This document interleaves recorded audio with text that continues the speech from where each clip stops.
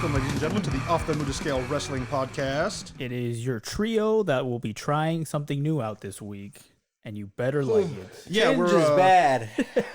we're gonna do a little bit of a change to our Raw and Smackdown episodes. We're gonna sort of combine them. We're gonna do, we're gonna cover Raw and Smackdown, not like combine, but Oh man, just throw all the segments. yeah, together all the so segments people are together. confused as fuck. We're just trying this out. We're still kind of early in this process, so let us know on social media or kind of wherever if you like this. If you don't, we're just seeing how it goes.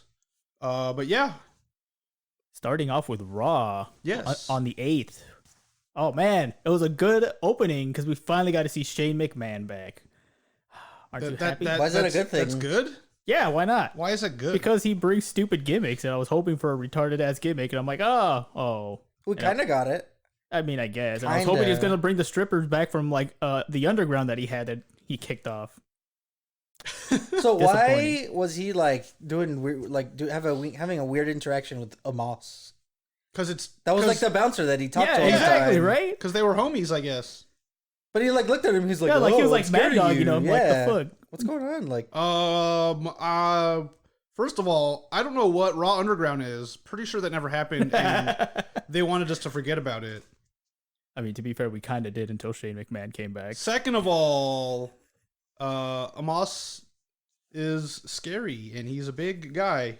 No, sorry, Omos this week. Oh yeah, that's right. It is. I did write down the phonetic version Omos because they change it every week. The same people change how they say it every week. Why? We need something, an official WWE statement of how to pronounce the name. what if like- Adam Pearce says his name?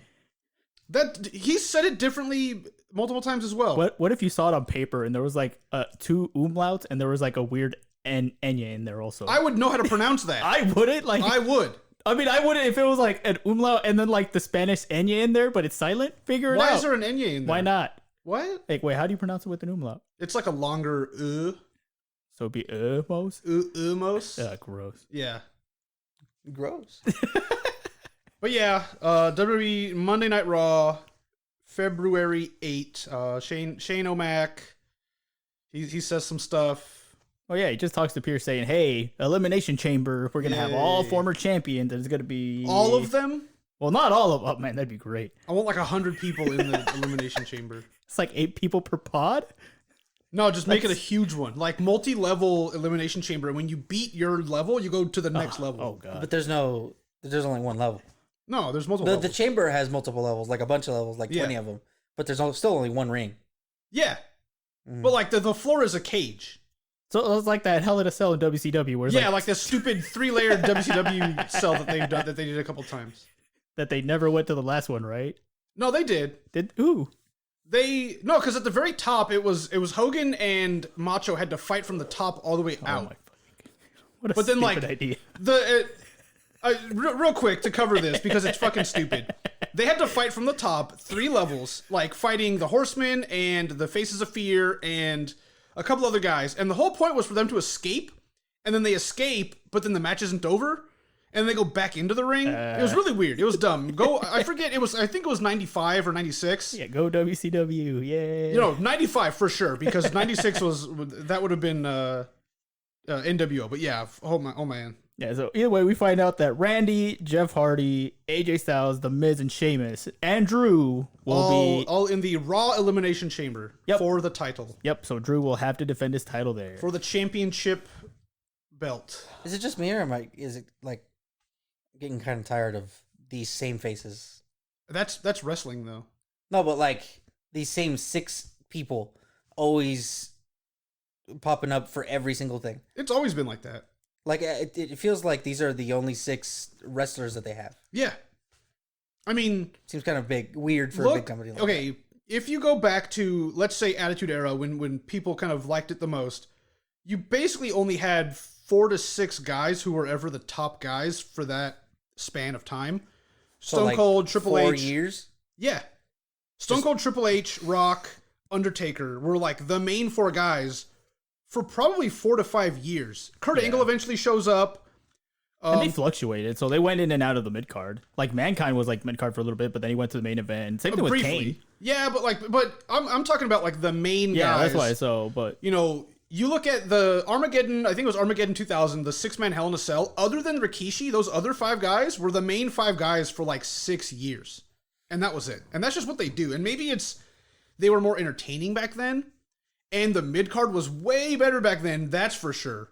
They had a way stronger mid card back then. But I say what you're saying, and I agree with you a bit. Like, it just gets stagnant. It absolutely does. Because like, and it's again, you know, I think it's part of the current era of WWE storytelling where they are stretching storylines in bad ways, and like, you know, oh, we'll do a storyline for, let's say, 2 to 3 months. It'll be done. 6 months down the line, we'll come back to it for whatever reason, or we'll have, you know, 17 matches with the same 2 guys, and it gets boring. yeah. And you know, I'm all for keeping a storyline going when you do it right, but I don't need, you know, Randy Orton versus KO versus whoever, you know, every pay-per-view for 6 months. You don't how many matches had Randy and Cena had? They had a lot. Yeah. Like between like probably 2009 and 2014, I think they headlined 2 WrestleManias. Ah, Jesus Christ. They had a lot of matches, and that's, it gets stale for sure. And it's just, I think it's part of the, you know, no crowd storylines of the stuff they have to do. But they also have a much smaller roster right now than they've had in a long time. And I think that's the problem. Yeah, that could contribute for sure. Do they? They do. I mean, they have all the NXT guys and a bunch of people they're not using. But that's the thing, is the roster, like the guys that are active, the roster feels really small. Oh, okay. Yeah, that's different. You know, you would look back in the Attitude Era, or even a little bit after that, when they acquired WCW and it was really big, they had a ton of guys that were doing storylines every week, and it would be nice where like, oh, this storyline happens this week. We don't see it for a week or 2, then it happens again. Oh, that's right. This is still happening. Just Hardcore Holly versus Al Snow doing their shenanigans. Like, and that was fun. I think there's so few main eventers or even high level mid card guys that they just have to keep doing the same. And it's not even the same storyline. It is and it's not, where they just stretch it out and nothing gets accomplished. Yeah, I think is the bigger problem. You know, how many times does Drew need to fight Randy Orton? Every week. It gets very, very repetitive when, like you're saying, you see the same people over and over and over again. Like look at AEW. It'd be nice to have a lower mid card, where like their storylines pop in from time to time, and like we've been saying for a long time, Raw is too long. Yeah, and I mean Raw's been too long forever. Since they did the 3-hour format. They have so much time there to fill out with other things. Yeah. But I guess mean, look. So, quick example. Look at AEW. They have guys from Dark come up and wrestle all the time, and it's nice just to see these fresh matches. I wish they would do that with NXT guys. Of just bring some NXT guys in for a week or 2, let them do matches. You don't need a storyline; just do matches. Yeah. And then they can go back to NXT, and it keeps it fresh. And like, oh, that's a new guy. Maybe I'll watch NXT now and see what this guy's doing. Yeah, that's one thing I've noticed, that like, we don't ever, unless there's a call up like Damian or something. Yeah, we don't ever see NXT guys. We don't ever see any new people. Outside of the Rumble, and maybe WrestleMania, maybe Survivor Series or SummerSlam. Like the big Survivor four. even, like I don't see well, that. they did an NXT versus Raw versus SmackDown. Yeah, was it 2 years ago? That's like an exception though, but isn't it? Yeah, that's what I meant. But like, big those four. are the big 4 pay-per-views where you will see NXT guys. Well, not will, but like more than likely you see them. Other than that, for the Rumble obviously is the biggest one. Yeah. WrestleMania, I guess, but like, I mean, WrestleMania for the main shows, like one besides Damian just now, like he's a call up, so I think that's an exception. Yeah. Well, that's the rule, but like whatever. Now we don't see any new faces like we do for Dark call ups or whatever. Yeah. I mean, even then, Dark is just, hey, here's this wrestler. Yeah, like it's not even like an official. It's not a call up. It's not a call up. Yeah. It's like, here's just a dude. We're gonna put you on Dynamite, and then you're gonna go back. Yeah. Hey man, they just got Rhea Ripley to the main card. Did they? Yeah, apparently she's on the main shows now. Where? I mean, we'll see. But like, yeah, she's up there. But yeah, I really hope she doesn't get Damian Priested. Oh man, we get stuck with first match cancer. is what is it? Hardy versus AJ. Yep. Why was this here? Again, I think so.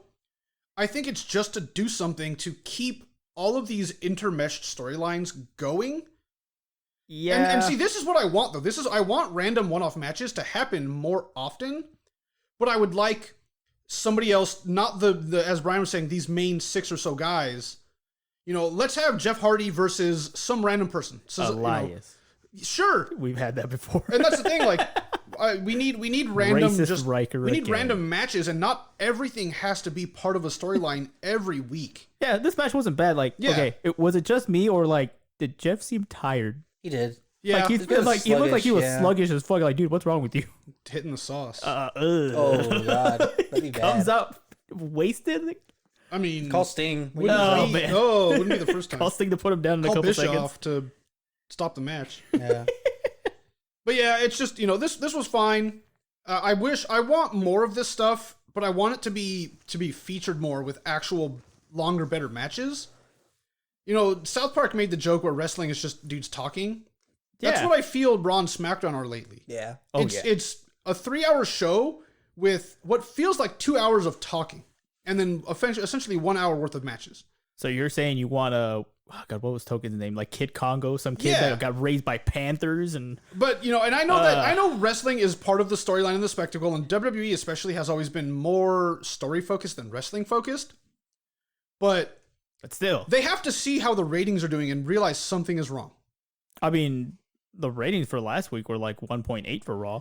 But they have weeks that are trash. Yeah. And they have to realize what's going on. We need to fix this. Well, I think right now this week is because Bad Bunny's here. Yeah, exactly. That's why how many people are tuning in specifically for him versus actual wrestling? I actually don't know. Please, if you're listening, don't do that. Don't do that. But yeah, but Brian, he's my favorite artist. I mean, this match was fine. Get out of your own house. This match was fine. Jeff Hardy ends up tapping to the calf crusher. No interference by there was no Omos interference, no shenanigans, which is cool. I don't know, Jeff Hardy seemed weird because Jeff paid him. Yeah, it was like a stack of like counterfeit money. Yeah. Oh man, here's some Monopoly money. Take it. But yeah, this was a standard match, and again, this is what I want more of: just kind of standard, regular things that happen, but we don't need big dumb storylines behind them. Yeah, you don't always need that. Yeah, they're just fighting because they're in Elimination Chamber. Yeah, exactly. So like, warm up match. All right, I guess that's fine. Like afterwards, we do have a Keith Riddle segment. Yeah, where we find out that after, Riddle got destroyed last week. Yeah. He went home, he got toasty, and he watched Air Bud movies. So what does he mean? He got toasty. Yeah, he got toasty. Because getting toasty generally means getting drunk. Yeah, that's what I thought. But it's coming from Riddle. Exactly. He got drunk and high. What a Whoa. champ. Added some Oxycontins in there. Oh, man. That's always cool. Vicodin, throw it in there. Why not? Drinking some lean. Oh, fuck. But yeah, apparently some King Cobra. And Riddle, he listed off. To get wet. Yeah. Riddle listed off all the Air Bud movies, which was impressive. I didn't know there were that many. Neither did I. I knew there was like 3. Apparently there was I thought there was only like 2, but apparently they went like straight to VHS. Yeah. Oh, yeah, absolutely. 100%. I think the second one on they went to VHS. Air Buddies. Yeah. Yeah, like one movie had like puppies and stuff. Yeah, Air Buddies. God damn it. Stupid. Someone likes those movies. Oh, they don't. Probably just like kids movies. No, nobody likes them, right? Apparently, Matt Riddle does. Well, because he's like drunk and high. Tweet him and be like, "Hey, man, which is your favorite of the Air Bud anthology?" He's gonna give us a movie not even in like the fucking same franchise. Yeah, probably. Fucking Land Before Time 4. 3. But after that, we have Pierce and Sheamus talking about stuff, the chamber, whatever. Yeah, he's like, oh man, I'm like, what the fuck? I thought it was me and Drew 1-on-1, but now you put me up all these other guys, and that was his whole spiel. And then after a while, he was like, oh, but I'm okay with it. Watch me kill everyone. I think I would be more invested in anything Adam Pearce did if we had an official title for him. Yeah, but he's a messenger. But we need, he needs to have some kind of actual authority. Well, apparently he does. But he doesn't. Well, he does. Does he? Yeah. Remember he pulled all the strings against Roman? Yeah, but he set up this match idea. But Roman all the time does his own thing, and Adam Pearce can't do anything about it. I don't know that. And he set up like this qualification match. I won't be surprised if somehow Kevin Owens and Jey Uso are not in the Elimination Chamber match. I seriously won't be because Roman's gonna do some nonsense. Kills them both. I don't know. But yeah, after this, we get underwear with poison. That's what's gonna happen. Their underwear? Yeah. You got to put it in there. They won't ever see it coming. Like a scorpion? No, just like absorbs through the skin. Yeah, what's that dude that like Putin like poison? Ricin? Yeah. Yeah. He did it to that. That's how they poisoned that guy. It's not his name, but that's what they used. Yeah, that's how they poisoned him. Put in his underwear. Oh, it's not. Yeah, it is. Oh, they poked him with an umbrella. What? Yeah, I thought that's what it was. No, it was like they found out like they laced his underwear, and then that's how like he went up, and then he went on the plane and got like he almost died. Was this recent? No, because I'm pretty okay. That was a different guy. That could be. I think that was the guy that the UK assassinated or something. Yeah. That's a different guy. But either way, welcome to our political podcast. Umbrella gun. Yeah, like friggin' penguin. But yeah, we have New Day versus Retribution, and Kofi Kingston's back. Cool. Yeah. Like I had to watch this thing in segments because it wasn't on the Hulu's version. Nice. Like this whole segment wasn't. A bunch of the Lana versus Nia wasn't there. Baszler versus Naomi wasn't there. God, that's so weird. Why did they cut so much out? Oh yeah. I had to go watch it somewhere else. So like I caught this in segments. I'm like, okay, cool. I was able to get the gist of it. Mm-hmm. I mean, it was fine. New Day wins. You know, there wasn't too many shenanigans from Retribution. Yeah, like all I know, like at one part there was a highlight of like all the other commentary yelling like, when is his turn to eat?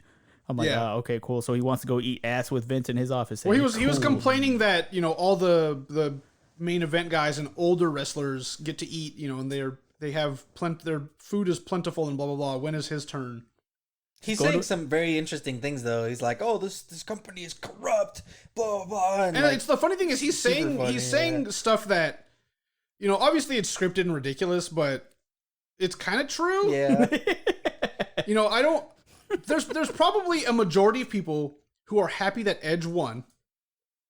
Oh, there's a lot of people. But how many people are also unhappy that Edge won? There's also a lot of people on that side. Exactly. Everyone here. We've discussed, why couldn't it be Big E or Keith Lee? I mean, aside from Keith Lee being gone from COVID, you know, in a better case scenario, he's there. Why couldn't it be Keith Lee or Big E or Cesaro or any of the younger guys and not 50-year-old fucking Edge? Yeah. Because it's a feel-good story. It's not, though. But it is. It's not. He got hurt. He comes back. I get that, and that claims sucks. his title. You should feel good for the guy. Edge had a fantastic career for like 15 years. Has he been champion? Yes. Multiple times? Yes. Get out of He here. was Go away. I don't know what year it was, maybe 2007 or 8 or 9 or whatever. He was to like pull him off stage. Yeah. Edge was the Roman Reigns of his day. Yeah. He was the big main guy with the belt, and he was the one that was in charge. And I remember how old he was when like he had to retire in quotations? I mean, it was like 10 years ago. Okay, so he's like about like late 30s, maybe early 40s. Yeah, and that sucks. Like that absolutely, you know, he for sure had a couple more years left, but I don't want to see, and like that's, you know, this is the thing. I love The Undertaker. He's one of my favorite wrestlers. He's one of the greatest wrestlers ever. I don't want The Undertaker to come back, win a Rumble, and win the belt. Because I don't want The Undertaker to wrestle anymore, period. Yeah, He looks like he's hurting as he's walking. I don't want Kane to do that, and I absolutely love Kane. I'm fine with Kane showing up and doing fun stuff. I don't want him to be a main event star. All right, would you be okay if Sabu came in and won the belt? Okay. First of all, yes. Is he gonna go crazy inside the ring? He's gonna try to go over the rope by stepping on a chair. The chair's gonna break, and he's gonna fuck himself up. First of all, yes, mostly because of the spectacle of it. But really, no, that'd be really dumb. That'd be stupid. It's Sabu, and he's cut himself open again. Oh man, his arm fell off. It's fine. But yeah, New Day beats Retribution. I guess, you know, again, this kind of weird mini feud that Retribution is having with Xavier Woods, and I guess now just, you know, Kofi and New Day itself. The best part of this was at the end as like New Day are going up the ramp, like Woods is yelling in the ring. He wants to fight Reckoning. Yeah. So that better happen next week or at Elimination Chamber, Woods versus Mia Yim. As they were going up the thing, I really thought she was going to come out of the back. Oh. And just like smack him or something. That'd be cool. Because like Keith Lee's back, so I figured she'd be back too. I imagine so. Whatever. I mean, she wasn't there, which is weird, but yeah. Oh man, that's going to be such a good match. Yeah, after this... Well, Keith Lee's going to get involved because that's a girlfriend. Oh, that's true. So we're going to see Keith Lee destroy. Fiance. Oh yeah, that is true. Fiance now. Yeah. After that, we have Ric Flair and Lacey segment. Holy shit, Rick looked awful in this segment. I'm so upset they are pulling back super hard on like the sort of romance love story thing, and it's now Ric Flair is just her mentor. Fuck that! I want dumb bullshit with Rick like banging Lacey Evans. Oh man, you can't do that now. Yeah, sure you can. No, you can't. Okay. Why not? Bad PR. How is it bad PR? Because it's like adultery. So? What do you mean? So you can't have that on. I mean, it was emphasized earlier. That was super emphasized. Like the first thing was like that Rick is or Lacey's robbing the grave here. Yeah, they never. Rick was dry humping her practically, but they made it was heavily implied. Pretty obvious. It was heavily implied, but it was never outright stated or anything like that. Yeah, I don't know, man. There's always that deniability. If they want more adult themed programming, do this. I don't need them to kiss on TV because it's gross. What Austin wants is for Lacey to grope Rick in the middle of the ring. Yes! 100% yes. Oh, man. That would be awesome. Hey, I don't know. I was more concerned for Rick because, like, I'm watching him do the promo. I have no idea what he says, but, like, his head starts to swell up almost, and I'm like, oh, God, Rick's going to die in the ring. I can't wait to see this. Like, he's trying to be 1998, 99 Rick and, like, go insane. Shit. Like, his head was like a cherry, and I thought, like, his tie was too tight, so I'm like, he's going to pop his head off? Woo! Fucking Guar shows like styles of blood everywhere. Why hasn't Ric Flair ever been a Guar like participant? Why would he be? Why not? They've had other people they killed. Even though Ric Flair would. I mean, he's not like a political person. They tend to do that. But he's like one of the, if not the most famous like wrestlers. Wrestling things. I don't know. But like go talk to Balzac and let him know that you want Flair at the next Guarbecue. Pretty sweet. You control the Twitter. I mean, I don't know them. This brings us into Charlotte versus Lacey match. Charlotte shows up and she's like, "Oh, whatever, being dumb." One of my other favorite lines is like when Lacey's doing the promo. She at one point says that like, "Oh, you're tagged up with Asuka, that like savage animal." I'm like, whoa. She could have been way more offensive with it too. I mean, could have been that exotic animal from the Orient that you're paired up with. Foul. I think that's as far as you could probably go. Yeah, without being super racist about it. I mean, it's not like, the late 80s or even up through the like kind of mid to late 90s where Samoans were savage animals who were cannibals and had hard heads. Maka, no, what's his name? Well, there was Haku, Barbarian, Ming, Ming when he was in, he was Haku in WWF, but like you also have not the Rock's dad, but Roman Reigns' dad, Afa and Sika, like those guys, Rikishi, all those guys that were always referred to as savage islanders. Cannibals even. Jesus Christ. Absolutely. But yeah, it's Charlotte versus Lacey. Charlotte gets DQ'd because this is fucking stupid.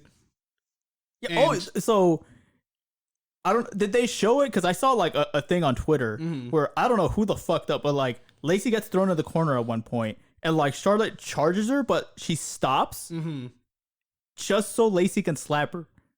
Yeah, it was weird. I'm pretty sure it got taken off the Hulu, so I don't know. Did you see that? It was super weird. Yeah, so like the camera angle is like from like the outside looking in, and you just see like Lacey on the corner over here, and Charlotte runs, and before she hits her, she just stops, and then like Lacey just slaps her, and then it goes, "Oh, I got slapped." That's weird. Yeah, I was like, "Wait, what the fuck happened?"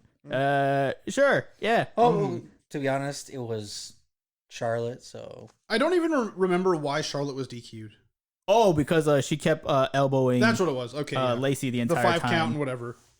Yeah, I was paying more attention to like other stuff. To something else. That match. Yeah, at the end of it, like Charlotte like kind of taunts her dad, like because Rick goes up to the apron and says, "Oh, you got to stop or else," and she says, "Or else what?" And she throws up the put up your arms challenge, stance. I was really hoping Rick was gonna put her in her place right there. Oh man, just figure 4. No, he's got to put on all his rings.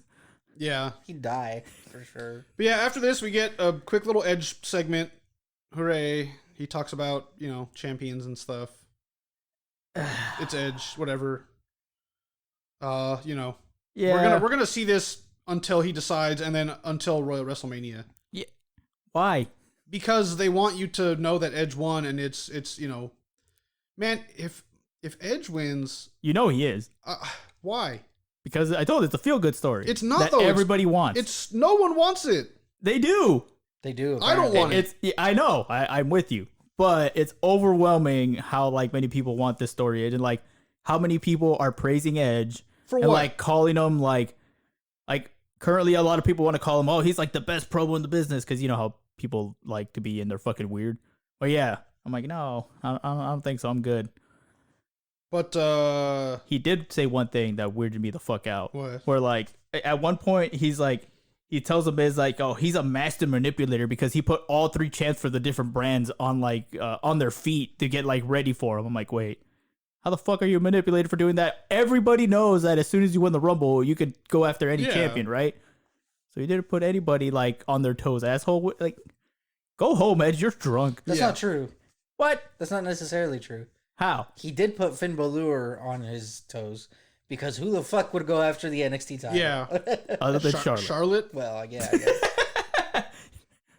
What person that doesn't want to ruin someone's career for a bit goes after the NXT title? Yeah. Christ, we get in the ring Miz and Morrison, and for some reason Angel Garza is with them. Yeah, what? Was there like a reason? Not that I'm aware of. No. Why not? He was with them. I don't know if it was maybe to set up the next match, which was Angel Garza versus Damian Priest. But why were Miz and Morrison with him? Yeah, because earlier they had like a quick thing of like, they shows us Garza's hanging out with Miz and Morrison. Yeah. And I thought it was like, oh, like they're just talking, being dumb. I don't know why this is here. And then I guess that Garza's part of the Miz and Morrison? No, he's not. No, I don't think so. I think it's one of those things where like, hey, remember Angel Garza? He's no. Miz and Morrison. It's one of those things where like, hey, look at Miz and Morrison. I guess. Also, here's this other guy. It's like they're using Miz and Morrison's like, popularity to carry the other guy. But yeah, we get Damian Priest versus Angel Garza, and there's shenanigans throughout the entire match on both sides. Oh yeah, Bad Bunny's doing dumb shit. Miz and Morrison are doing shit. Yeah, because at one point like Priest gets thrown to the outside, and Miz and Morrison are whooping his ass, and then Bad Bunny steals the briefcase. Yeah, I'm like, God damn it, whatever. And then he taunts Morrison, which apparently that angers him, and he chases him. Bad Bunny goes into the ring, drops the briefcase as Morrison picks it up, and that's when the ref turns around and sees it. So they think he interferes, and like Miz and Morrison get kicked out, and they go to the back. Shit. And then Damian Priest wins. Outsmarted again. Make it stop, Brian. I'm gonna stop. I honestly did skip all of the opening. And I was like scrolling for the like the bell ring or whatever. Yeah. Like for like not even the bell ring, just like when they actually started wrestling. Yeah. Because I can't stand Bad Bunny. It's definitely annoying. Not even just annoying. I can't stand it at all. Hey, it'll be over soon. I hope so. Well, at WrestleMania. Exactly. Dude, I wanted it to be over at Rumble. Like when he came out, I wanted it to be over already. Hey man, his merch was like the top selling 4 things for WWE. Wow. Who's buying this? His fans. I guess. Yeah. Who are those? I mean, he might. I'm like, figuring. Well, some people like again. He's really popular. Apparently, he has a lot of views and a lot of listens on Spotify and all those other. I figure things. he did like a tweet or something. Hey, I'm going to be in the Royal Rumble. Everyone should check it out and buy my merch when it goes on the WWE store. So we get these artificial sales from people who don't ever watch wrestling. Yeah. Who are tuning in to see him. Yeah, I will say the numbers are fucking pretty ridiculous though. How much like that shit sold out though. And I believe it because it's his fan base. Because I think like the 4th highest selling shit was Roman Reigns' stuff, and like that was a 5th compared to like his merch sales. I'm like, god damn, that's impressive. But I don't know how that translates into like more viewers because they didn't get any more like viewers out of it. Well, it's a temporary viewer spike. Yeah, they got more viewers on like YouTube. Yeah. But like not on actual like TV ratings and stuff. So is that a win? No. But like more money. Yeah, but it's a very short term. And Vince really loves money. I don't know. Oh, so side note, the Peacock thing is active now? No. No? No. Because I saw a thing where on SmackDown said now on Peacock. I mean, if it is, I still have the regular network and it's working there. Do we know if they're putting up the shows on Peacock now, though? I have no idea. I would have to look. Because that would be, to me, that would be worth it. Yeah, and that's that would be nice. Again, I've wanted for the longest time Raw and SmackDown to not necessarily air live because I understand USA or whatever has their rights to air the shows live as they come out, but terribly. even do them I don't like it either. even do them an hour later. Yeah, so that I can watch. Me. I'd be able to watch Raw and SmackDown on the network.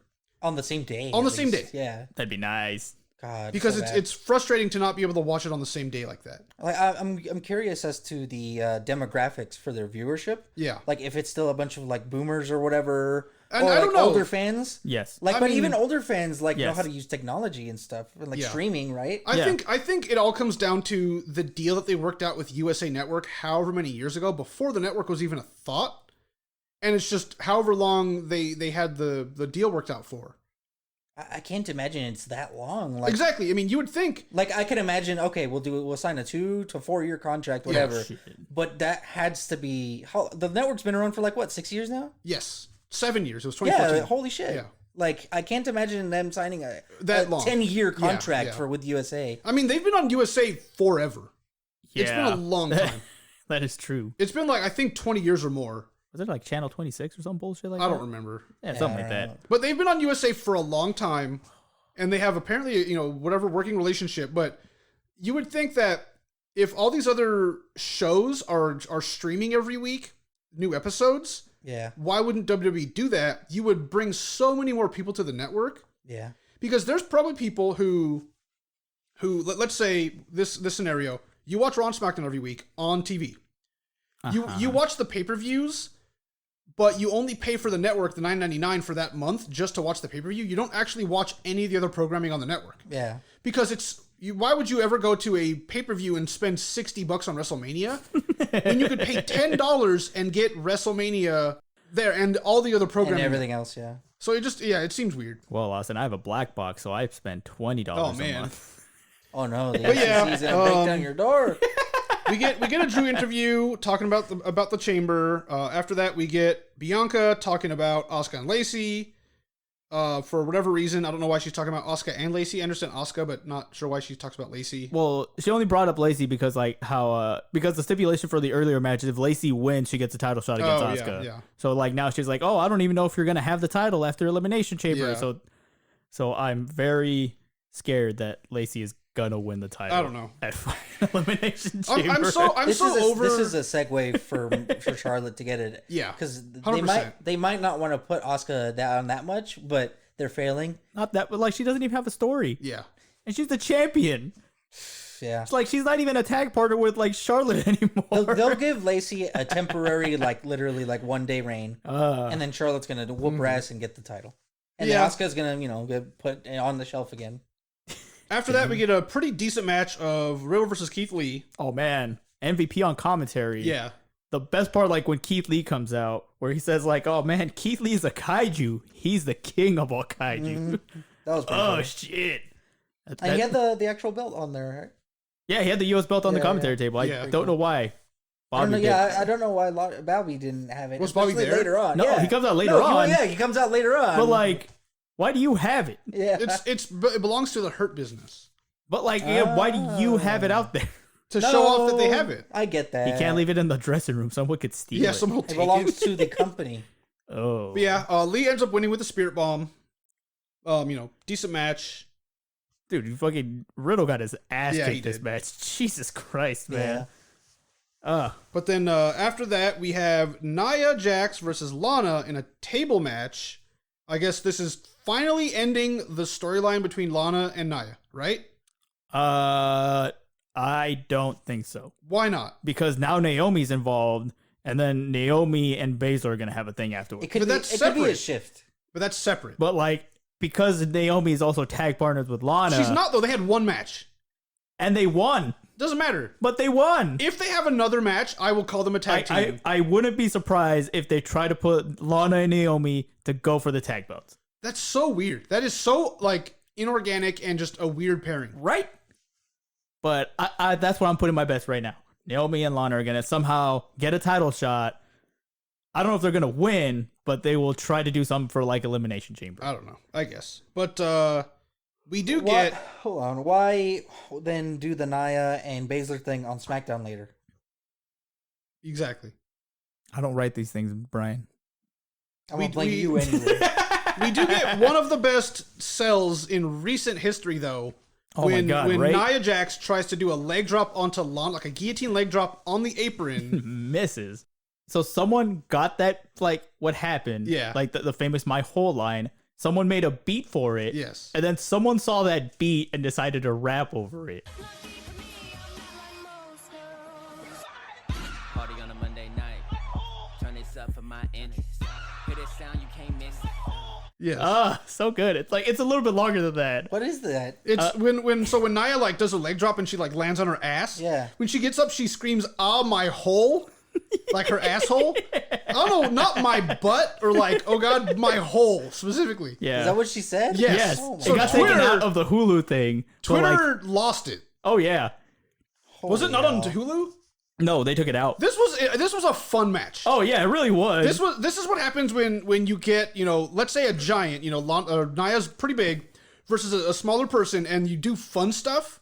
This was a good match. I liked this match. It was fun, and the dumb tables, and it was a little weird because Lana wins basically by pushing Nia through a table, not like slamming her, but like a vertical table. Because it happened right after that leg drop spot. Yeah, like Lana, because the whole thing stipulation is break a table. Yeah. Yes. Go through a table. So Nia was trying to like suplex Lana out of the ring through a table. A bunch of stuff happens. She tries to leg drop her. It fails. And then as she's like clenching her ass basically with her hand, Lana pushes her through a table that's set up vertically, and then she wins. So weird. My hole? Yeah, my hole. I don't know why and like it was everyone my hole. fucking loves it. And like Twitter people are like fucking lost hoping it. like that Nia gets a shirt that says "my hole" on it. No. Yes, with like a broken table, and it's her like.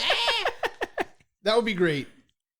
But right, yeah, this I don't know. Great, it's fucking meme-tastic right now. I'm hoping this feud is over because this is a good culmination of Nia Jax threw Lana through like 8 or 9 tables, whatever, however many weeks.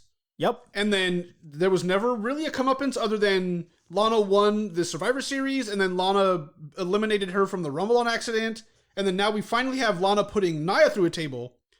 It's done. Well, like, so how do you explain the next part that happened?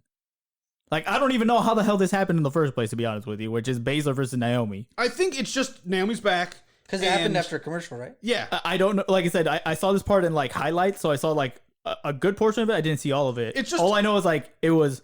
Nia goes to the table, and then there's like a quick like cutscene that happened, and then Naomi and Baszler are fighting in the ring. I'm like, what the fuck just happened? Yep. Yeah. Did like Pierce come out and like announce it? I guess so. Oh god damn it! Well, because we didn't even see that though. We get Shayna versus Naomi, and I think this is sort of what you were saying, Miguel. How like they're a tag team. Yeah. Naomi and Lana, and because Lana's still there, and this is I don't want this weird inorganic tag team. I've never liked that. They work occasionally.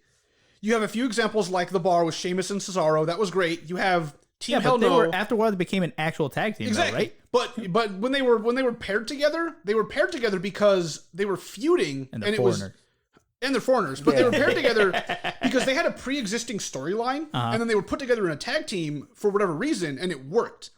This is two people that like Naomi just came back. Throw her with Lana. There's no storyline. There's no setup. It's just they're a tag team now. And it's weird. You don't remember the segment from last week? They've been friends for years. I get and that. And they got each other's back. But give me 1 month. Give me 4 episodes of Raw to have Naomi and Lana being friends backstage and doing something. Build this up. Then they tag. Then they become a tag team. Yeah. Don't just throw it together immediately. It's weird. God, the Sexy Muscle Friends. Yeah. Yeah, I think they're a pretty good tag team now. And they are, but, and at least they had a little bit of a build-up where they were coming out together to help each other, and they weren't a tag team immediately. It's just, to me, it feels, like, so forced when you do stuff like this, because if Lana and Naomi become a tag team and they win the belts this quickly, it'll be weird. Yeah, because when's Elimination Chamber? It's not next week, is it? It's in, like, 8 days. Jesus Christ, or it is next week. Fuck. Yeah. Which, first of all, that's weird that they were doing the Elimination Chamber that like 3 weeks after the Rumble. So then when's the next pay-per-view for March? It must be Fastlane. It's probably going to be... Is it like in the middle, or is it the last... mid-March? Because God damn. I feel WrestleMania is the beginning of April. I'd have to look it up when it is this year. Ooh. But yeah, it's definitely weird. Do we have any confirmation on like audience or anything like that? They're because it's going to be at the same place the Super Bowl was at. Yeah. So they're probably going to try and do the same thing with like, a third crowd attendance. Yeah. Which I'm looking forward to that. Yeah. Dumb COVID bullshit aside, like I think wrestling needs a crowd. Well, yeah. AEW does it the way they do it. It works. NXT the way they do it. It works for NXT. I hate the Thunderdome. I hate the fucking screens. I hate the fake piped in noises. Yep. I want a live crowd. Even though I will say that's a little bit better than like a no crowd situation at all. Because like when Impact does it, almost every other like wrestling like company that does it, there's no crowds. It's so and it's fucking weird. And even in New Japan, it's fucking weird. Well, I mean, that's a little different though. Because their audience isn't as energetic. Yeah. Well, they were, but they since COVID's been happening, not even in the same way as American audiences. No, I know that, but all they do is clap and sometimes whistle. But they were starting to get more energetic, and then COVID happened, and then after they started getting audiences back, they've been told, hey, don't cheer and shit. Yeah. Well, yeah, for right now, for just clap. But they were starting to pick up you were starting to hear some chants here and there. Not anything major here, but you would start to hear the audience more. But yeah, I mean, thanks COVID. I want for everyone. I want WrestleMania to be safe for everyone. Thanks, I don't want anyone China. to fucking die because of dumb wrestling. But wrestling needs a crowd, in my opinion. But yeah, it's we have Shayna and Naomi. There's a bunch of distractions from Lana, and Naomi ends up winning with a roll up. Yeah, because Baszler goes to the outside to fuck up Lana, right? Yeah, and then it does, whatever. And then we get another roll up, however many this makes, this year alone. Yeah, damn. It's probably we're 10 or so now. We're what, it's more than that. We're what, 7 weeks into this year, and I feel we have a roll up at least once a week. Oh yeah. At least. Yeah. It's so weird. Hey, on the bright side, unless I completely missed it, there was no sign pointing this fucking Raw, right? I didn't notice any either. We had I think 2 or 3 on SmackDown. Yeah, but I don't think there was any sign pointing. No sign pointing. Vince must be fucking furious and livid right now. Yeah, but someone got fired. We get to the main event of Raw. Vince is strangling a dude in the back. We get for some reason Randy Orton versus Drew McIntyre again. They have unfinished business for the fucking 100th time. I fast forwarded for the most part until Sheamus came down. Sheamus shows up. Cool, Sheamus. That's because it was a standard Randy Orton match, that happened to also include Drew McIntyre, so it's kind of boring. Hey, I saw the biggest bump that Randy took this match was a superplex from the second rope and not even the top. Yeah, but they're both 6'5". That's a lot of, But so I think that was the biggest bump this match, right? That's not an excuse anymore, especially after this week's AEW. I guess. Oh yeah, that's true. But yeah, fucking Sheamus shows up and he brogue kicks Randy, and then he gets a Claymore, and then everyone kills each other. So what happened at the end? It was kind of weird because Drew is kind of mad, staring down Randy after he hits the kiss, right? Yeah. And then right before Sheamus comes in to brogue kick Drew in the back, Randy pushes him out of the way. I don't know. Yeah, I don't know what was happening here. If it was a hey, don't kick him in the back thing, or I don't know. It was weird. I don't know. I feel like that might be a storyline where he wants to beat Drew and he doesn't want anybody else to do it. But Drew's already beaten him several times. Well, he hasn't beaten him at Elimination Chamber. Oh my god. So what's Randy got going for him right now? He's Randy Orton. He's supposed to be fighting the Fiend, but where the hell's the Fiend? The Fiend's dead. He lit him Where's on fire. Alexa Bliss? I mean, she doesn't have to be there every week. She wasn't here last week. I don't know, but drawing it out. I don't know. She had blood come out of her mouth. I mean, yeah, she did bite off her tongue last week or 2 weeks ago. But yeah, we get a DQ. We have these 3 feuding, 3 tall, short-haired white dudes. I guess well, Drew doesn't have short hair, but tall, dark-haired white dudes. No, I guess. Well, no, Sheamus has red hair. Whatever, tall white dudes. Whatever. Austin doesn't see color. That's what he meant to say. Because he's colorblind. Man, I am not looking forward to. Well, I don't know. Maybe I am looking forward to Elimination Chamber because there's other people in it. I'm not looking forward to Raw's Elimination Chamber. Yeah, because I was out of everyone on there, I'm not that excited to see any of them. There's no one that everyone can get behind. Unless Omos does something crazy, but he's not going to be in the chamber. I hope he breaks into the chamber. Oh shit! That's what I'm saying. If he does something interesting, then cool. But I'm excited for AJ because it's AJ Styles. Yeah, and he's arguably the best wrestler in WWE today. Definitely in that match. Yeah. Yeah. And so I'm excited for that because he will inevitably do something great during the chamber.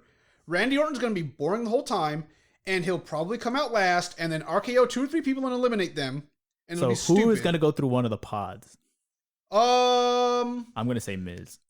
Maybe. I'm trying to think. I could see either Sheamus or Drew putting Miz through a pod. Braun isn't there because he's always the one who does it. Keith Lee isn't there, and he would do it. So I can see Sheamus putting Miz through the pod. Or that's what happens every year now, right? Yeah, I think it does. Yeah, so it's kind of all right, what's happening. Where's the spot where they go through the cage? You can't. Well, have Keith Lee hit someone that hard he goes through the cage. That's like and then like he turns into cubes on the other side. Oh man, like Resident Evil. No meat cubes. But yeah, we get a fucking DQ for a DQ finish for the main event of Raw. Hooray! Everyone is excited that we get another Drew and Orton and now Sheamus thing. Well, yeah, like look how much they hate each other. I get it. Come next week, they're gonna hate each other even more. I'm trying to think of who I would even want Drew to feud against at this point. Because I feel Randy Orton has soured me on Drew McIntyre.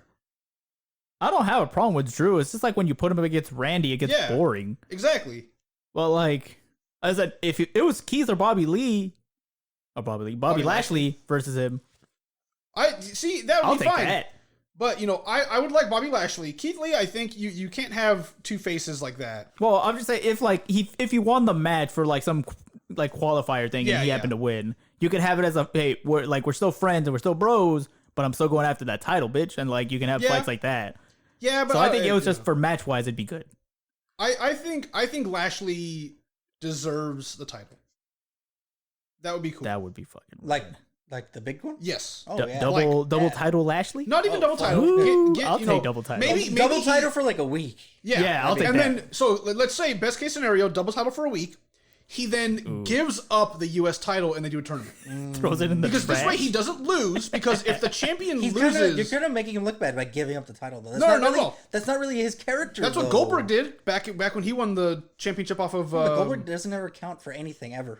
I mean, a little bit. He was legitimate at one point. Not even. Okay, but the thing is, if Bobby Lashley wins the world title and then he loses the U.S. title to some mid card guy, that looks fucking bad.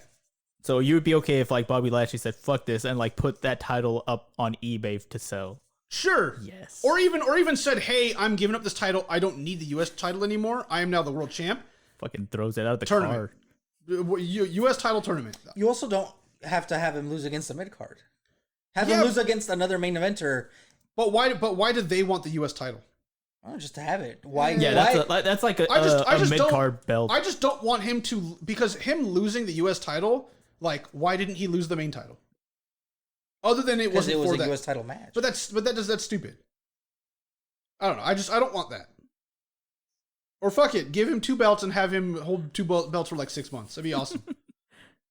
Bobby Dos belts. And then there's a triple threat. See, that'd be cool, but it wouldn't be cool at the same time. I don't know. Hey, Manny Bucci has two belts, and that's fucking cool. Yeah. Yeah, but then like, what do all the mid carders do? What mid carders? Oh yeah, this is New Japan. There's no mid-card. No, I mean everyone has a cool ass story. Who gives a shit? Like if it happened on Raw, you don't need a belt in New Japan to make a good story. Look at Okada and Evil right now. Yeah. But yeah, that was it for Raw.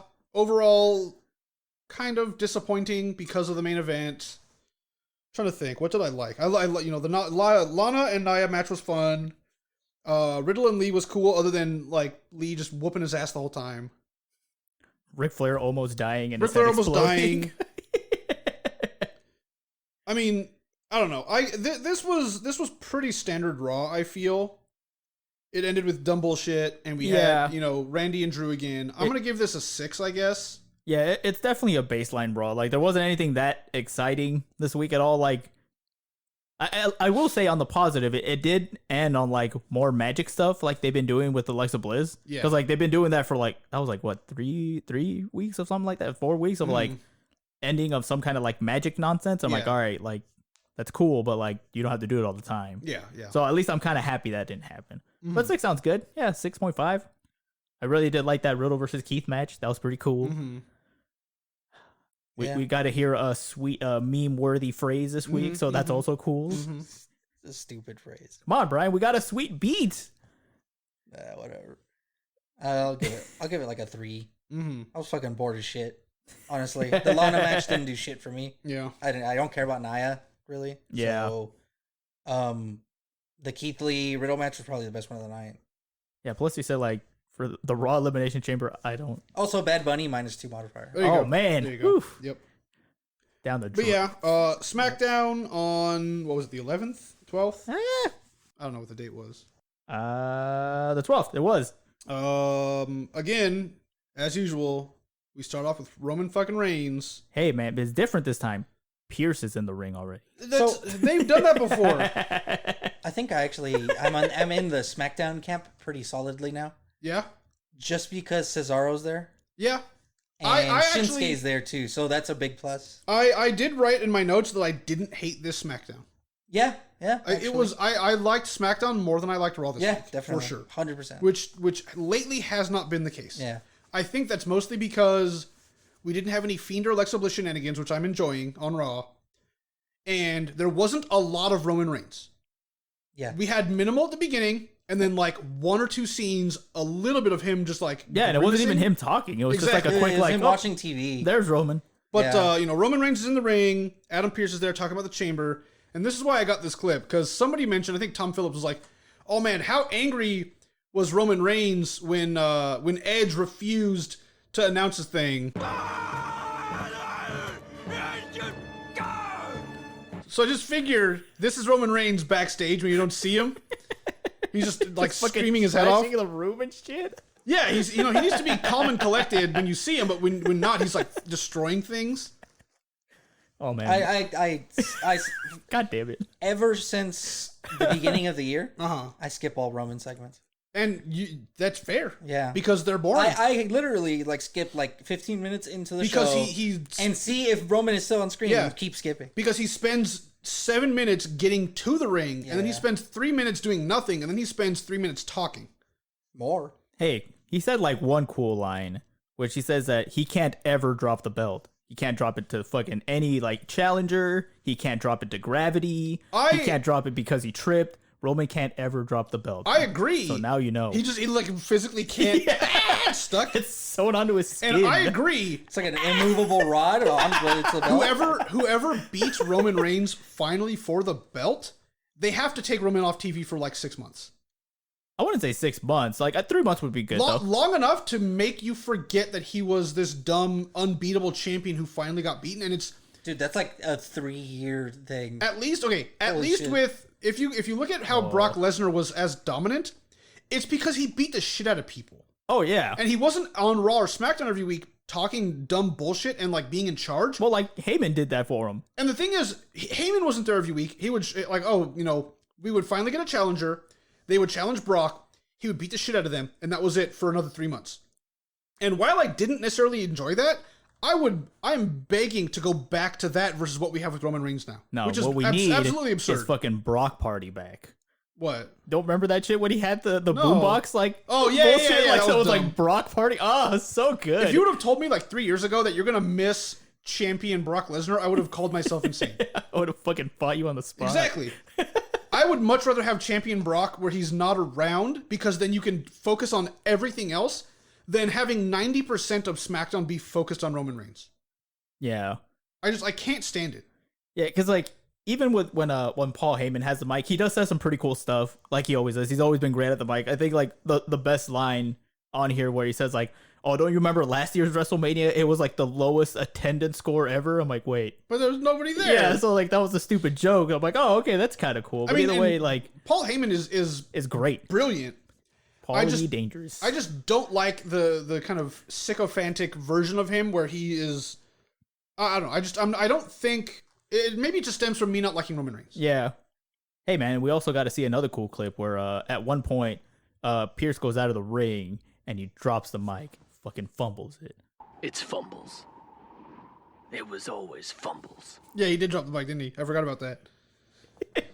But yeah, good old Dr. Fumbles. Pierce is basically explaining that there's going to be an Elimination Chamber, that Roman Reigns is not going to be in for some reason because of contract bullshit, I guess. Because Roman Reigns, again, has more power than Pierce does. Yeah, because Paul tells him, it says that he has to, defend his title at Elimination Chamber, not in Elimination Chamber. So Adam Pearce goes, okay, stupid. Well, we're going to have a tournament, but 2 people are already in it. One is Jey Uso, and one is Kevin Owens. I'm like, all right. And then, Roman Reigns goes up to him and is mad. And I thought he was going to kill Adam Pearce, which would have been great. But he doesn't. And then Kevin Owens shows up, and then shenanigans and whatever. No, Kevin Owens doesn't show up. He shows up till way later on. Oh, he just mentions it. Yeah. At this point, Paul's like, hey man, calm down. It's cool. And then he backs off. And then that's when it goes to commercial. And then we find out that Seth is returning. Yes. Even though he returned at the Royal Rumble. It's fine. He's officially returning. But but he already returned. No, he didn't. That was like a one-time thing. But it wasn't. No, it was. What? Yeah. God. But we get our first match of the night. I don't know how many minutes in. I don't care anymore to worry about that. Yes, I really don't. Attention. I don't know if it was 15 minutes or 20 minutes or however much of SmackDown it was that we just had Roman Reigns. But we get Rey and Dominik versus Corbin and Zayn, and this is for whatever team wins. Those two guys are in the Elimination Chamber. Yep. And I am super glad that it's Corbin and Zayn. Oh, right. Oh, my. I do not think that Dominik is at all ready to be in the Elimination Chamber. Not even close. Rey Mysterio, great. He's been in a couple. He's done great in them. They're fucking awesome. But not Dominik. Oh my God. Also, I'm glad that it's Zayn more specifically than Corbin. Just because it's Sami Zayn. Even though I know it's not gonna fucking happen, as soon as Sami was in the match, I'm like, fuck, I really want Sami to win that Elimination Chamber. Like, that's when I didn't know the other competitors at the time, though, Brian. Yeah, I guess. So, like, when I saw him, like, fuck, imagine if Sami wins and he actually dethrones, like, fucking Roman Reigns. Could you imagine? Oh, he broke the conspiracy by doing that. Yeah. Oh, but, and also, when Sami Zayn came out, he was spitting some fucking hot fire on the mic. Yeah. Which I'm like, oh, he actually does have a good fucking point where at one point, like, he says, like, oh, man, the whole world would love for the Mysterios to win. You know what happens? Because, like, you get the Latino community backing you up if you win, not us. I'm like, oh. So he's not fucking wrong. I was paying attention, but I wasn't paying attention to what he was saying. Uh-huh. I was paying attention to everything else. Literally, the entire Thunderdome was doing this, like with the thing with their hand, that Rey Mysterio was doing. So the whole fucking Thunderdome was like, "Hey, wrap it up, wrap it up." I don't know, like, if it was just this week that I've noticed it, but there were so many like almost like JPEG gifs in the fucking audience tonight. It was so bad. Like, when you go back and look at it, I'm like, wow, that guy's on repeat, and so is that screen, and so is that. I'm wondering if they just put like a repeat loop to fill out the screen. Yes. Oh my God, that's so bad. It's bad. That's so bad. I do notice the same people on the screens a lot, week after week. Yeah. Maybe they're just huge WWE simps. It's in different environments, so it's not like literally the same person. Because like you'll see a person and they'll be like it'll be a different background and everything. So it's a new recording, but it's just weird. Oh, and I also did I don't know why I thought about this when the match was going on. So you know how like Corbin has Deep Six and what's the other one? End of Days, like how they normally don't win. Yeah. So I think Corbin's new finisher is like he wears his crown and he fucking like rams into you. He runs into people, like puts the crown straight into your ribs, instantly puts you down, Brian. Like for good. Yeah. Does he ever use that scepter? He probably has. He has a couple of times, but not consistently. His royal crook. Is that what it's called? I think so. I mean, it's a scepter. I missed the palanquin of dudes that would carry. Yeah, into that was pretty great. That was pretty great. So sad. COVID hit, and like they're not gonna have that. But like it was just like I think it was like 4 or 5 dudes that would like bring his ass into the ring. It was so cool. Bring the sedan chair, as Michael Cole would call it. But yeah, Zayn and Corbin end up winning actually, which was a little surprising, although not because Dominik wouldn't have been in the chamber. But yeah, so we have Zayn, Corbin, Jay, and Kevin Owens so far. After this, we get it's Adam Pearce and Sonya in the back, and again, this is where I'm convinced Adam Pearce has no power because Sonya Deville is doing all this stuff like without him, and she gets his approval, but she did it anyway. Yeah. Because, like, hey, I'm going to make this tag match with the Dirty Dawgs against, who do they end up fighting? Cesaro. Street Profits? Oh, it is Cesaro. Yeah, you're right. I'm thinking of the other match. Yeah, I was like, what universe am I in? Yeah, I watched last week's. Oh, yeah, it is Cesaro and Bryan, which...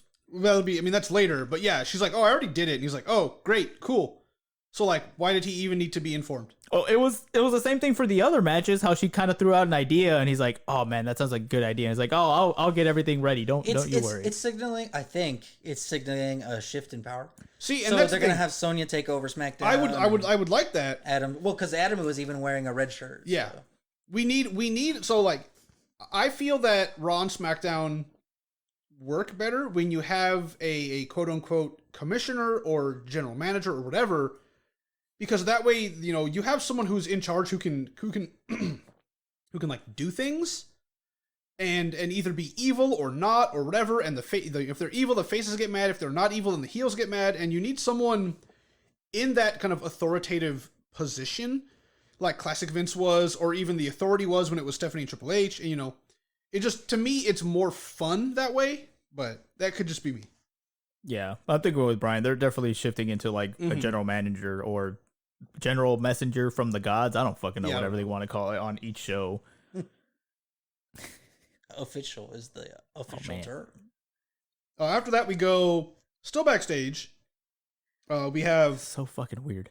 We have Sasha Banks, and she's hanging out with Kalisto for some reason. I mean, if they're friends, cool. Yeah, but I think like it has been known that they are friends, but I'm like, why the fuck are you here? It's weird. So people have been hinting out that like, you know how like at one point Reggie the Simp comes over. Yeah. And like he walks away and whatever after they do their whole spiel with Sasha and him. Yeah, Reggie gives her champagne or whatever. So on Twitter, Kalisto was talking shit to Reggie. Sure. So people are speculating it's going to be Kalisto and Sasha versus Simp and Carmella. Do it. Great. I'm fine with that. Go ahead. Do it. I'm like, oh, that's actually kind of cool. Yeah. I just want to see Kalisto on the fucking ring. Yeah, why not? When's the last time he's been in the ring? It's been months. Oh, God. Ever since he broke away from Lucha House Party. Yeah. And he hasn't done shit. And even when he was in Lucha House Party, they don't do shit most of the time anyways. But again, and then we stay backstage and we have Big E and Apollo talking, and they're just arguing about stuff, and Apollo's mad that he's not the Intercontinental Champion. Yeah, and they also have that weird part where like at one point Big E puts down the mic and they're just talking normally. Yeah. But like you could kind of hear him talk, but it's like echoey. And yeah, I don't know. It was like bad audio. I'm like, what the fuck is going on, man? The entire time they were doing this, I was literally thinking about the wrap it up thing. Yeah, because like this went for way too long. Okay, it felt like forever. They were just like talking and we couldn't even hear them. Like, well, you could, but it was like it felt like they were super far away from the mic, and I was like, what the fuck is happening? Why are you talking like this? Like, come on, hurry up! I don't know what it is about current WWE storylines where people feuding have to constantly wrestle each other and then get one up on each other or have a DQ. I feel like back, Attitude Era or WCW, whatever, you wouldn't have a match until like the actual blow-off match would happen, and you would have these feuds where they would like beat each other up and fight each other, but not in a match. I don't know why they've changed to this format. Where you have, we have Drew and Randy wrestling 7 times in the last 6 months, or even less than that, and I get so tired of it. Well, I mean, I guess the biggest storyline that they've kind of done that is Roman versus KO, where they're like just beating the shit out of each other, and then they wrestle at the big pay-per-view, and then they do it again. You don't need to have a match and they every do it again, pay-per-view. And they do it again. And they're probably going to do it again if they have KO fucking win this Elimination Chamber. But you don't need to have them wrestle every pay-per-view. It feels like a pay-per-view to me, a match of the pay-per-view should be the end of a feud. Depending on the feud, it should be the end. But there's too many pay-per-views now. Yeah, exactly. Yeah. But you can have other storylines with other wrestlers. I don't think you can, Austin. I don't know. But that's way too hard. After that, we get a match again. It's Big E versus Shinsuke. God damn it, I was so mad about this. Yeah. Like, why wasn't he, like, qualifying for the Elimination Chamber? Because it's Shinsuke. What the fuck? Why? Why wasn't Big E qualifying for the Elimination Chamber? Because he has a title. So he already is a champion. He doesn't need to be, like, fighting Roman, even though that'd be great. But how long was this match? I actually don't know. A couple minutes. Less than that, even, because Apollo shows up and ruins Apollo everything. shows up and like argues or whatever, and then Shinsuke makes his entrance, and then we go to commercial, right? Yeah. The next thing that happens when I like look over from the commercial is the match is over. Yeah. Apollo DQ'd or whatever, right? Yeah, Apollo attacks Big E and there's a DQ. Because like I was like, holy shit, what happened to the match? Like I actually kind of wanted to see that. Yeah. But it makes me mad because, like, clearly, like, when Shinsuke won that gauntlet match, I thought, I'm like, hey, put him in at least the qualifier match. Make it seem like he's legitimate. Nah, we can't have that. I'm like, God damn it. Yeah. Shinsuke's back in mid-card where he'll probably stay until, like, his WWE career's over, aka his wrestling career, which makes me so fucking sad. You don't think he could go anywhere else? He doesn't. He doesn't want to. Oh, okay. Like he's like kind of in the same like Ziggler situation where it's like, hey, I come here, my like family loves Florida. No, but no. I'm saying when like up until his career's over, you don't think he could go anywhere else after that? I don't think he wants to. That's why he came over to WWE. Like, it's an easier, like, not hard hitting sport compared to Japan, and he gets to take it easy. The schedule there's no house shows right now. Yeah, so it's even easier. So they don't have to go anywhere. They literally wrestle once or twice a week. So he's like in that phase of the job where I'm like, hey, I'm just here for. I do like what I'm doing, but like I got other priorities. This is like a good paycheck. Yeah. So, and I don't blame him, but like, god damn it, send him to NXT. Sure, I'll take that. NXT Shinsuke was fucking great. He was great in NXT. But yeah, we have after this my least favorite part of the entire like show. This was confusing. I don't know why the fuck they did this. So Seth Rollins is coming back, and they for some reason they get basically the entire locker room other than like Roman and Kevin Owens. I think Jay maybe. And like maybe a couple of people, they come and surround the ring. What the fuck is going on? To welcome Seth Rollins back. Hit him with that. What the fuck is going on? What the fuck is going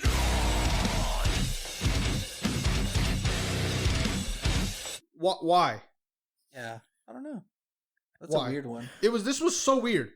I don't know if they've done something like this before. I don't think so. And the way that they made it sound was like it's not like Seth Rollins summoned everyone, right? They just walk to the ring. What would have made more sense to me is Seth Rollins comes out to the ring and he goes, "Hey, I would like all of the active superstars or whatever. I would like everyone to come out to the ring. I want to say some things." Yeah.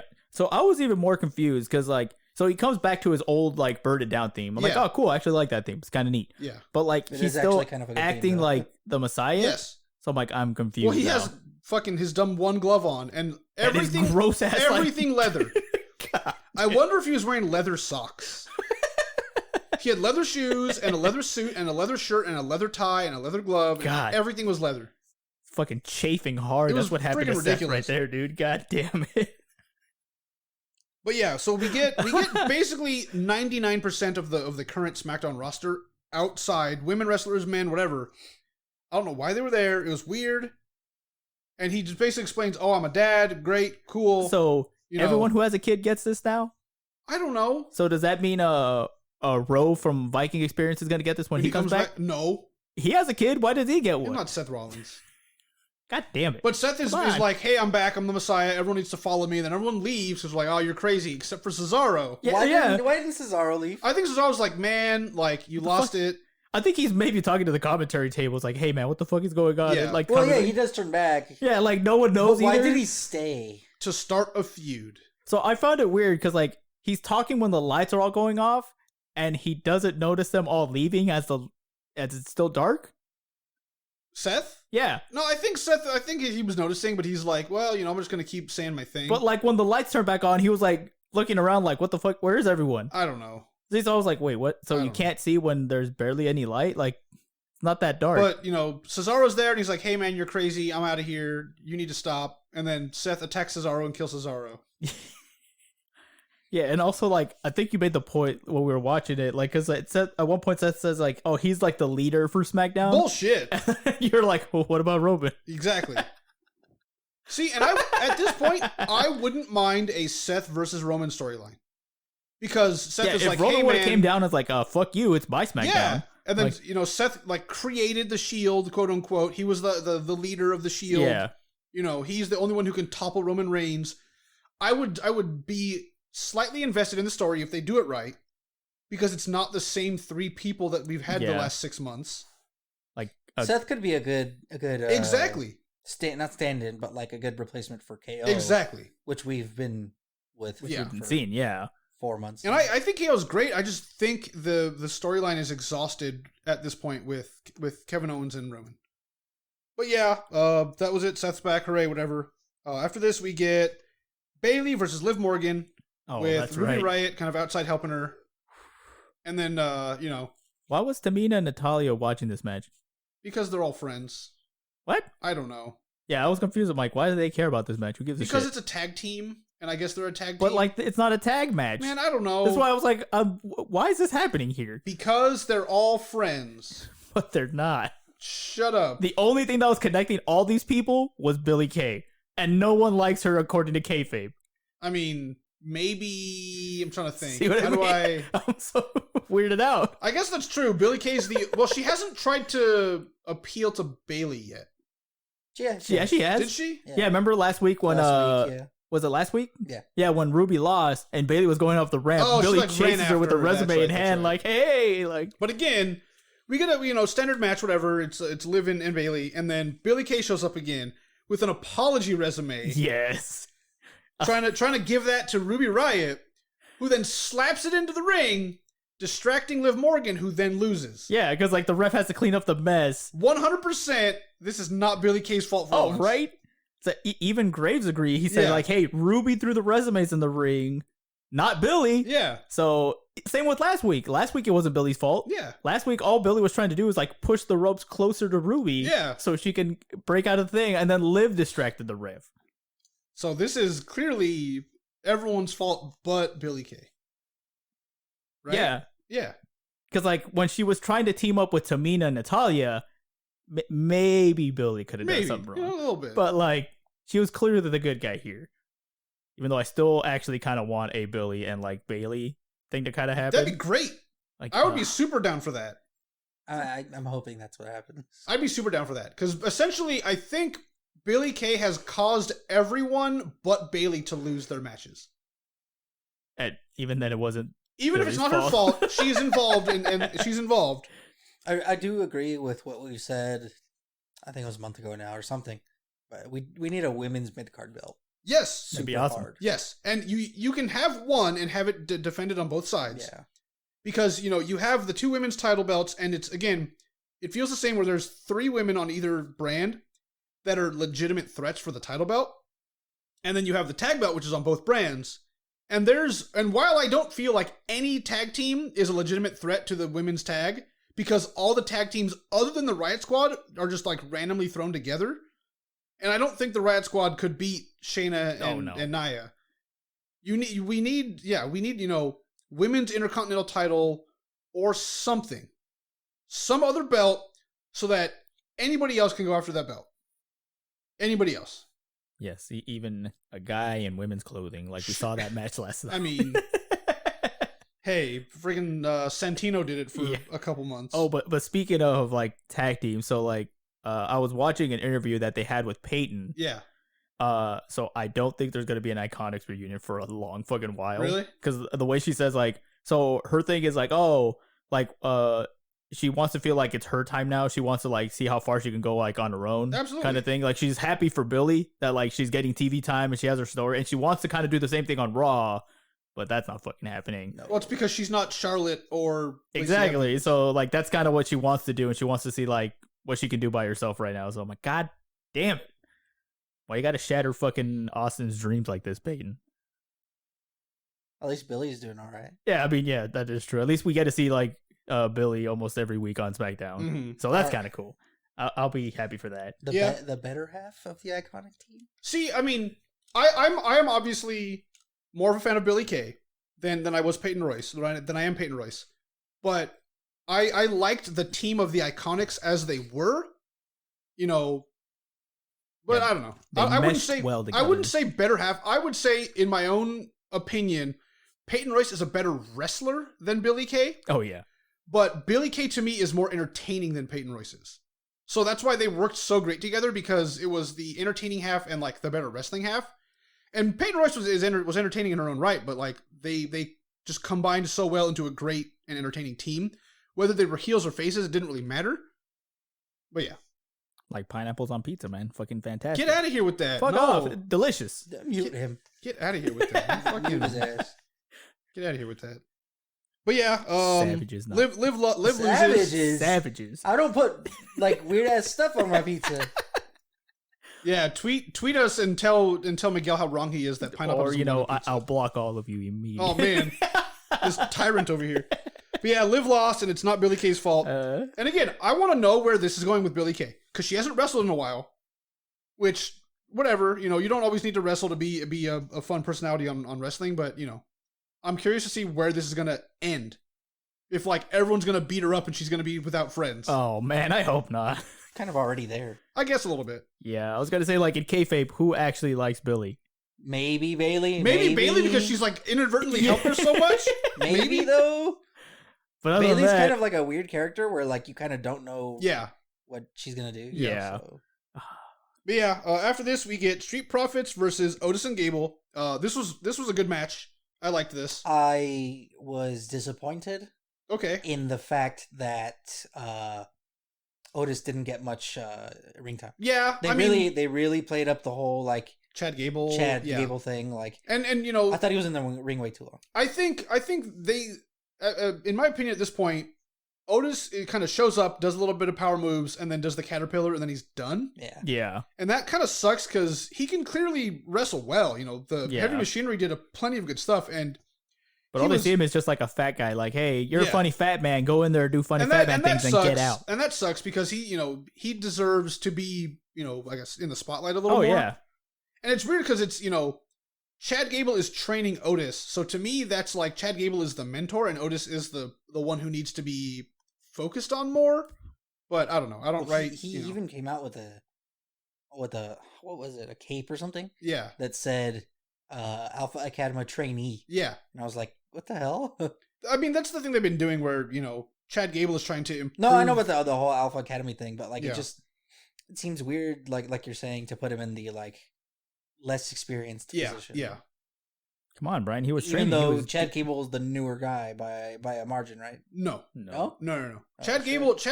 There was a point where he was gone for a while. Oh, okay. But Chad Gable's been in WWE for a while. He was with Jason Jordan in NXT, and Jason Jordan is now essentially retired because he like had a really bad neck injury and couldn't wrestle anymore. Oh shit.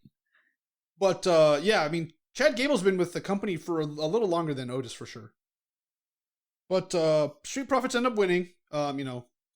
Standard kind of tag match. I mean, nothing too spectacular. Yeah, nothing. This was a okay match. Yeah, pretty standard. I don't think I was just too into it because like I don't care about the Alpha Academy that much. I mean, it's a nice like joke here and there, but like I'm like okay, like what's going on with this? Yeah. You've been doing this training thing, and it's been the same story with them where Otis is about to win, and then Chad fucks it up for a while now. Yeah. So I'm like, okay, what's next? He keeps, messing it up. So what's happening next? Are we gonna have a thing where like Otis finally says, I'm quitting the Academy? I think that's what they're building. I think that's what they're building up to is Otis. No, I don't know about heel turn because I don't think his character.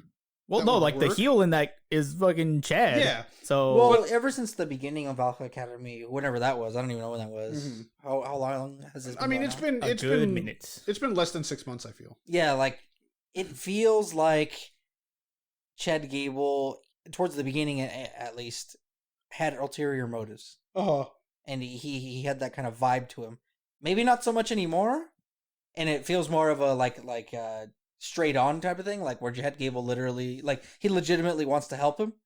But I could easily see them turning back onto the like Chad Gable using Otis for his own purposes. Kind of thing. For sure. Bring back Tucker, and then turn on Chad. What? That's all they got to do. Reunite Heavy Machinery again, so you have another tag team. I guess. And so that way Tucker's not stuck on fucking main event doing jack shit. Poor Tucker. And most of the other guys that are on main event, which I have no clue at this point. Aren't they all like just newer people? No. Wow. It's usually guys like you don't normally see on TV. Like Ricochet's on there quite a bit. Really? Yep. Oh, wow. That's sad. Yeah, after this we get for the main event. Yeah. We get a kind of a weird segment with Sasha, Bianca, Nia Jax, and Shayna show up for some reason.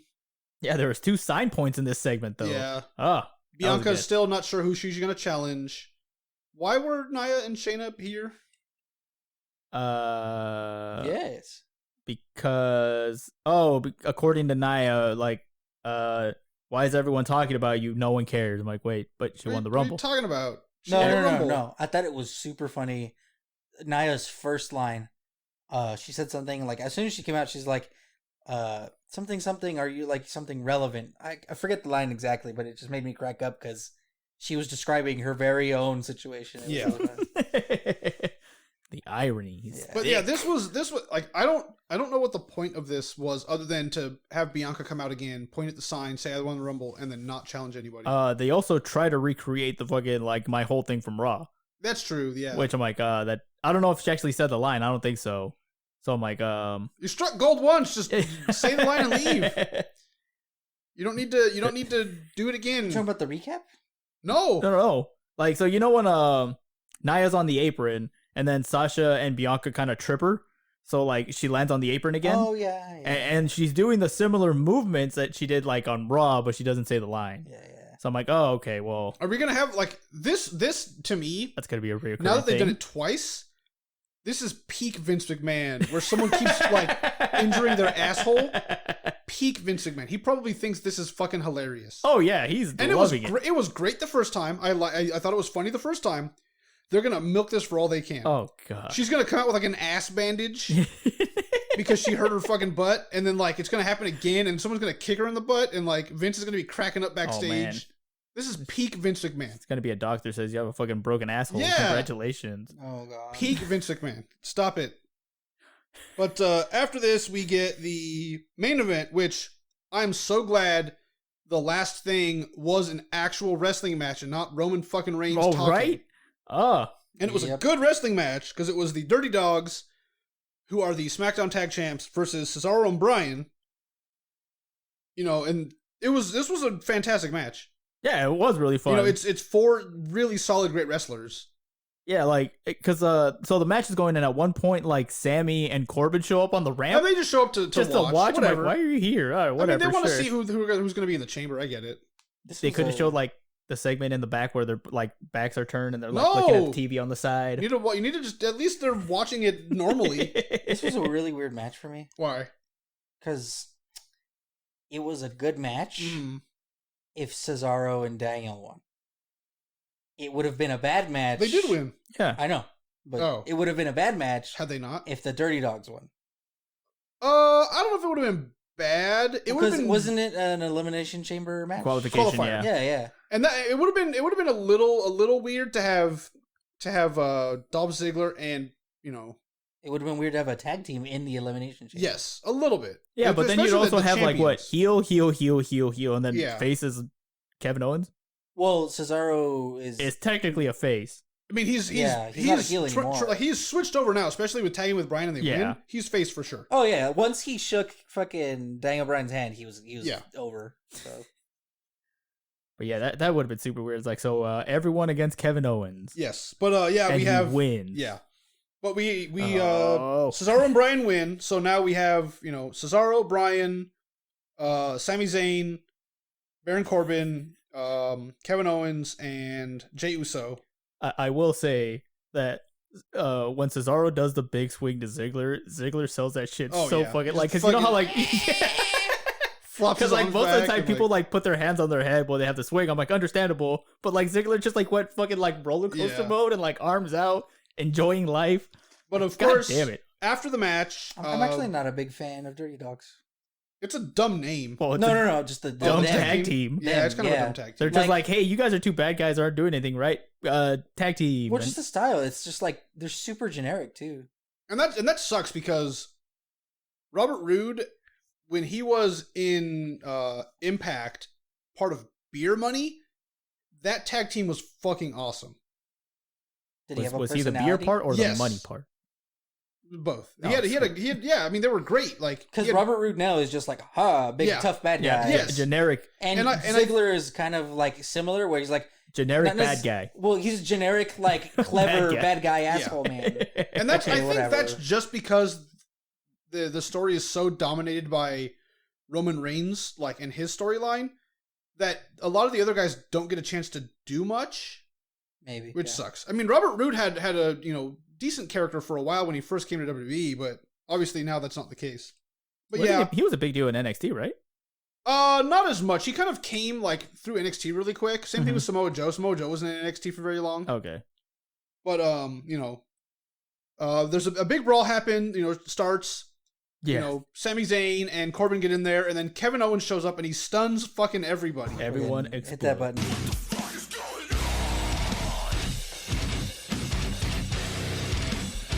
Why? That was me the whole time. I mean, fucking everyone's karate inside the fucking ring. The match ends. Fucking Sami Zayn and Corbin get involved, and then like 2 more people get involved. Like, what's going on? This big brawl would have made more sense to me if it was next week. Yeah. Like a couple days before Elimination Chamber. Yeah, it's kind of like, what are they going to do next week to top this? Unless Roman Reigns comes and like kills everyone. But he doesn't want to do that. He doesn't want to sully his hands until like he knows who he has to fight, and that's it. But why was Jay there? We did have... Well, because like this is all the guys in the chamber. So they're like, hell, well, if I weaken this guy early, maybe in the chamber they'll like be sluggish and shitty. I do like that they had a thing of Roman Reigns in the back like looking mad. Oh yeah. It was like, man. I will give it that Roman knows how to actually watch a TV normally compared to everyone. He's sitting down like a regular person watching the fucking TV, not pulling a Buff Bagwell where he's behind the fucking monitor, can't even see the fucking thing. He has to fucking have a mirror to watch TV? Yes. But yeah, I mean, big brawl that definitely should have been next week. It just seems weird to have a big brawl like that this week because the chamber isn't for. Oh, I'm sure next week it's gonna end the same. I'm calling it now. Like, it's gonna be a big brawl at the end, or Kevin Owens is gonna stand tall again because like they want to seem like, oh, Kevin Owens is gonna win. Which I'm going to be super fucking mad. I can see something similar happening where Kevin Owens is standing tall and then Roman comes out and kills Kevin Owens. Yeah, I can see that too. That is, goddamn. Or even a like, Cesaro stands tall. A mini Elimination Chamber, like, 6-man tag next week at the end of the show. I mean, it's going to be Jay, Corbin, and Sami versus Bryan, Cesaro, and Owens. Just because it's the go home show before Elimination Chamber, that'll be the main event, I guess. And then when the faces inevitably win, the heels attack them and kill them, but then Owens gets the best of them, and then Roman Reigns comes out and kills Kevin Owens. I don't want to see that. That is goddamn grenade in the ring. That is what is going to happen. I don't want to see it. I'm gonna call that now. That's what's going to happen. We're going to have a 6-man tag to end the show, and it's going to end in a fucking brawl. But yeah, I mean, or it's going to end in a talking segment, and then Roman dies. Please don't. He just dies. But yeah, that was this week's SmackDown. Overall, I didn't hate it. There were good matches that I liked. Billy was on it, so I mean, obviously, point for us. There's a point there. God damn it. It was fine. It was better than I feel SmackDown has been previously. Yeah. I mean, I'm gonna give this a 7. It wasn't great, but it was better than what we've had lately. All right, Brian. I'm gonna give it like a 6. Mm-hmm. I was entertained for most of it, probably like 60% of it. 6 soft shell tacos. Mm-hmm. But Cesaro was good. I actually enjoyed his pairing. Yeah, with Daniel Bryan. Yeah, I thought it was a good match, a good pair. Mm-hmm. Despite their opponents or whatever. Yeah. But yeah, the show overall was a lot better than it's been in the past. So. Mm-hmm. I'm gonna give it a 6. It would have been a 7, but the way Shinsuke's been booked, Shinsuke's back in mid card. That makes me super sad. But it got up because Cesaro won, so he's gonna be in the Rumble, and Sami technically won. Yeah. So he's also gonna be in the elimination, not the Rumble. So why do you guys like Sami? He's just cool. I find his dumb character. His dumb character. He's entertaining. I actually think he's a good wrestler. He just doesn't get to kind of show off what he can do a lot, like he did in NXT. I just think he's entertaining and stupid, and I love his dumb character and like the documentary like dumb thing. I don't know what it is about Sam. I don't. Too communist for you, eh? No, well, yeah, maybe too much of a red. Yeah, it's weird because like, especially for me, you'd expect that I dig the conspiracy stuff. I mean, I guess, but it's just I don't know. It's not hitting it. Mm-hmm, mm-hmm. Is it because he's not crazy conspiracy enough for you, Brian? Maybe. I mean, you can go back and watch out there. Maybe Conspiracy Theory R-Truth from like 7 or 8 years ago. They're not playing it up enough. He has a documentary team, and he goes out and says like these stupid things. What we need are vignettes of him like doing stuff and like investigating things. Yeah, that'd be cool. Like I'd be more into that. Like he finds out the reptilians are behind everything. Oh man. Yo. Like if he finds out, like if you do a stupid bit where Vince is like talking to someone weird and he's like, "Oh, look at this lizard man!" Like, man, or the thing from like found footage of Sami Zayn's conspiracies. Yeah. Or it's the thing like in SpongeBob, but like Mr. Krabs is like trying to rename the song, but like it sounds like he's a robot. That's how Vince talks. Oh shit, Vince is a cyborg. He's a Cleon. Yeah. Well, we already have a cyborg. That's not a conspiracy. Yeah. Dude, well, he's not full cyborg though. I guess he's half Swiss. That's the other cyborg part. But yeah, this was our coverage, our discussion on Raw and Smackdown this week. Again, let us know on social media if you enjoy the kind of combined Raw and Smackdown. We figured, we'll try this out, see how it goes. We're just trying something new. Like Austin said, reach out on Twitter. Yeah, let us know. Email us. Yeah. Twitter, Instagram. Bombard Instagram. There you go. Whatever. That one. DM us on Instagram. Either way, just let us know so we can, figure out if we're going to do this again or what we're going to do. But otherwise, I think that's good. Yeah. Thank you for listening. Up yours. Thank you for listening to the Off the Muda Scale Wrestling Podcast. You can find us on Apple, Spotify, Pandora, iHeartRadio, any other place you find your podcasts. You can also find us on YouTube now, so if you want to listen to us there, go ahead, you filthy animals. We also have a Patreon, so if you would like to support us, we would deeply, deeply appreciate it. Yes, please. Again, thank you for listening.